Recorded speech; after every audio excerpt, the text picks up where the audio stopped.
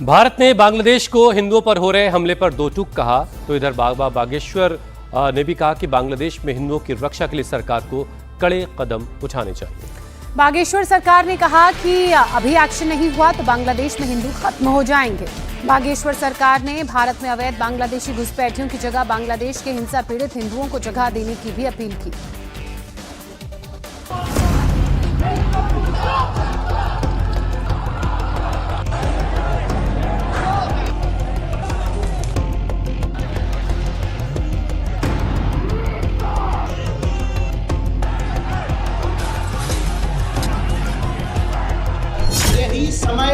सही समय है, अभी समय है हिंदू एकता का और हिंदू राष्ट्र।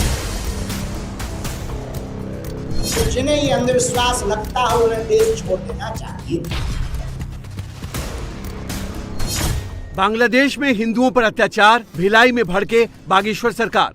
भारत सरकार को कोई ठोस कदम हिंदुओं के लिए, बांग्लादेशी हिंदुओं के लिए उठाना जरूरी हो गया है।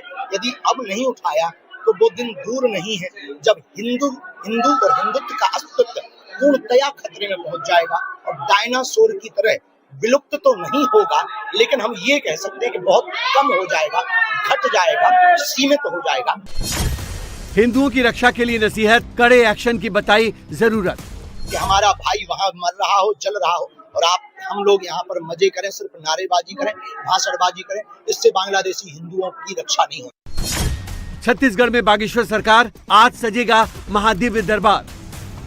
बांग्लादेश में एक के बाद एक हिंदुओं की हत्या, उनके घरों में आगजनी और धर्म के आधार पर मारकाट के खिलाफ अब भारत ही नहीं दुनिया भर से विरोध के सुर सुनाई देने लगे हैं। बांग्लादेश में हिंदुओं पर हमले के खिलाफ एक्शन में आए भारत सरकार के विदेश मंत्रालय ने भी बांग्लादेश को कड़ा मैसेज दिया है। दोषियों के खिलाफ जल्द एक्शन की भी मांग की है। कोलकाता में बांग्लादेश हाई कमीशन के बाहर लगातार प्रोटेस्ट जारी है।